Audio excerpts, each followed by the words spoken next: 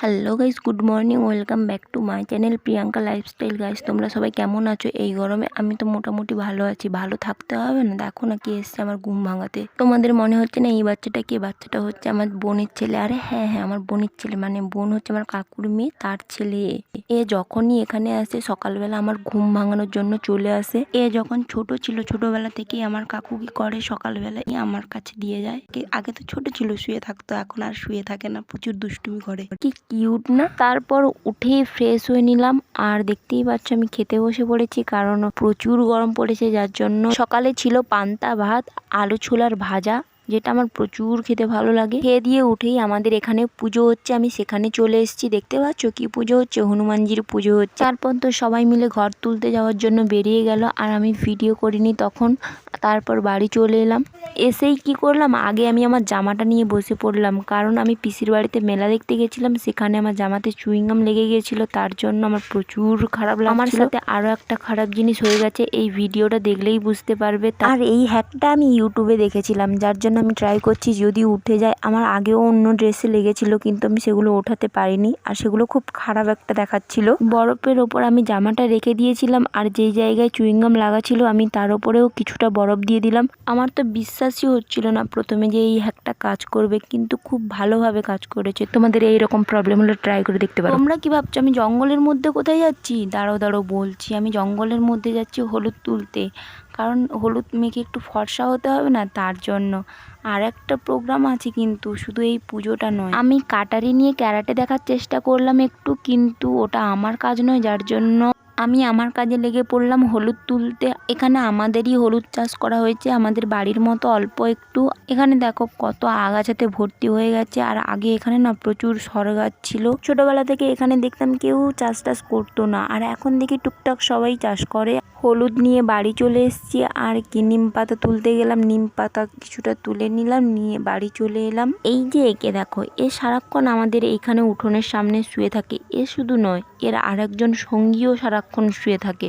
আমি এই যে নিম পাতা নিয়ে চলে এসেছি, আর কি সবকিছু জোগাড় করে নিয়ে হলুদগুলোকে পরিষ্কার করতে বসে পড়লাম। হলুদগুলোকে সুন্দর করে শিকড়গুলো কেটে দিয়ে আমি তারপর ভালোভাবে খোসা ছাড়িয়ে নিলাম, তারপর ভালো করে ধুয়ে নিলাম। সাথে নিম পাতাগুলোকেও ভালো করে ধুয়ে নিলাম, আর ধুয়ে কি করলাম, শিলনোড়াতে বসে পড়লাম থেতো করতে।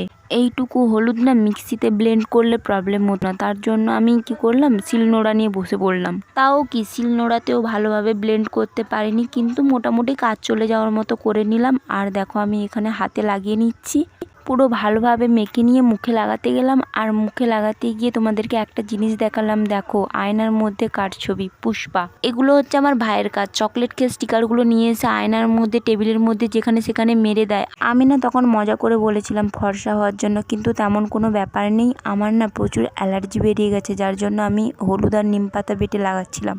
আর হ্যাঁ, আরও একটা প্রোগ্রাম কিন্তু আছে, সেটা দেখতে হলে নেক্সট ব্লগ দেখতে হবে। আমি চান টান করে ফ্রেশ হয়ে ঠাকুরকে পুজো দিয়ে এবার মাথায় ওড়না চাপিয়ে বেরিয়ে পড়লাম। কোথায়? প্রথমেই দেখালাম না আমাদের হনুমান পুজো হচ্ছে, সেখানে আজকের প্রথম দিন, আর ঠাকুর প্রসাদ খাওয়ানো হচ্ছে, যার জন্য আমরা খেতে যাচ্ছি। প্রথমেই প্রসাদ দিয়েছিল, আর প্রসাদের ফলগুলো আমি আগেই খেয়ে নিয়েছি। তারপর ডাল ভাত অনেক কিছু ছিল, আর আমার জেঠুর মুখের মধ্যে ওড়নাটা ঢেকে নিল। তারপর তো খাওয়া দাওয়া কমপ্লিট করে বাড়ি চলে এলাম। এসেই ছাদে উঠে যাচ্ছি। কেন ছাদে এসেছি জানো? আম মাখা খাওয়ার জন্য। দেখো এই আম গাছটার একটা ডাল আমাদের ছাদের এই দিকে ঝুলে থাকে, আর প্রচুর আম হয়। এই বছরও হয়েছিল, কিন্তু ঝরে পড়ে যাচ্ছে, আর অনেক বড় বড় আম ঝরে পড়ে যাচ্ছে। মানে আমি রোজ পুজো দিতে আসি আর 2-3টে করে আম পেয়ে যাই, তাই আম খেতে ইচ্ছে করলেও আম পাড়তে আসি না, কারণ অনেক আম পড়ে যায়। আর আমি এখন কি করছি, ভিডিও করব বলে আম পাড়তে এসেছি।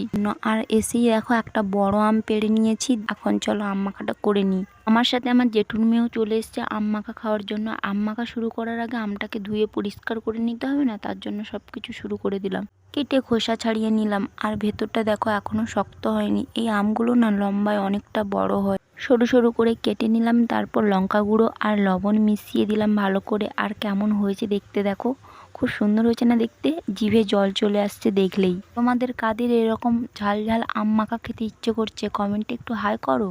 এই আমটা না কাঁচাই টক, আর পাকলে প্রচুর মিষ্টি। আর আমার মুখটা দেখেই বুঝতে পারছো কতটা টক, যার জন্য আমার মুখটা বাংলার 5 হয়ে গেছে পুরো। আমি শুরুতেই বলেছিলাম আমার সাথে আরও একটা খারাপ জিনিস হয়ে গেছে, দেখলেই বুঝতে পারছো আমার ফোনটা ভেঙে গেছে।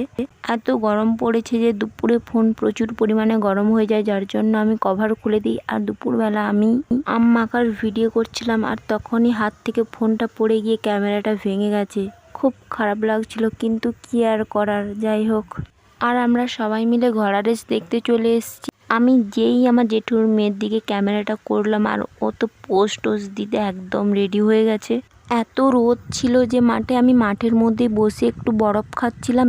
আমার না ঠোঁটেও ব্যথা ছিল, যার জন্য আমি বরফের গ্লাসটা মুখে নিতেই আমার ঠোঁটে লেগে গেছিলো। আমি তাই দিয়ে দিয়েছি আমার জেঠুর মেয়েকে। তারপর দেখো আমার একটা দিদির ছেলে আমাকে বরফ খাইয়ে দিল। ঘোড়া রেস শেষ হয়ে যাওয়ার পর বাড়ি এসে বড় জেঠিমার ঘর থেকে প্রেসার মাপার মেশিনটা নিয়ে এসে বাবার প্রেসার মেপে দেখছিলাম কতটা আছে। বাবার হাতে প্রেসার মাপার মেশিনের ওই কভারটা পরিয়ে দিলাম, কি বলে ওটাকে আমি জানি না। আমি কভারটাকে টাইট করে দিচ্ছিলাম আর আমার বাবা বলছে টাইট করিস না, এরপরে আরও টাইট হয়ে যাবে। আমি তো না শুনেই টাইট করে দিচ্ছি। তারপর কি বাবা নিজের মুখটা চুপচাপ বন্ধ করে বসে থাকলো আর আমি আমার কাজ করে গেলাম। আর সব কিছু ঠিকঠাক করে আমি মেশিনটা চালু করে দিলাম। আর মেশিনটা চালু করে দেওয়ার প্রেসারটা দেখতে থাকলাম। প্রেসার ঠিকই আছে, নর্মাল একদম, কোনো প্রবলেম নেই। তারপর কি 8টার দিকে একটু রেডি হয়ে পুজোর কাছে ঘুরতে গেছিলাম। গিয়ে দেখি আমাদের পাড়ার বাচ্চা বাচ্চা মেয়েদের নাচ হচ্ছিল, যেগুলো আমি ভিডিও করিনি। রেডি হয়ে যাওয়ার সময় একটু আয়নার সামনে ঢং করছিলাম। আর এখানে খেলা হচ্ছিল ঢালাই টেনিস বল, আমাদেরই পুজোর উপলক্ষে খেলাটা হচ্ছিল। আর বাচ্চা মেয়েদের নাচ শেষ হয়ে যাওয়ার পর প্রোগ্রাম হচ্ছিল। এখানে এই ডান্সটা না খুব সুন্দর হয়েছে, যার জন্য আমি ছোট্ট ছোট্ট করে ক্লিপ নিয়ে রেখেছিলাম। আজ এই দিন না কোনো প্রোগ্রাম ছিল না, শুধু পাড়ার বাচ্চা মেয়েরা নাচবে আর খেলা হবে, যার জন্য আজকের কোনো প্রোগ্রাম ছিল না। হঠাৎ করে প্রোগ্রামটা ঠিক হয়েছে। আর স্টেজটাও না সন্ধেবেলা করেছে, যার জন্য ঠিকঠাক সুন্দরভাবে স্টেজটা করেনি। পরপর করে 3 দিন অনুষ্ঠান ছিল, আর অনুষ্ঠান দেখেই তো আমার গলার অবস্থা খারাপ হয়ে গেছে। এবার তোমরা কি করবে? লাইক, কমেন্ট, শেয়ার, সাবস্ক্রাইব করে দাও। আমি ততক্ষণ ঘুমোতে যাই, অনেক রাত হয়ে গেছে। Bye bye guys.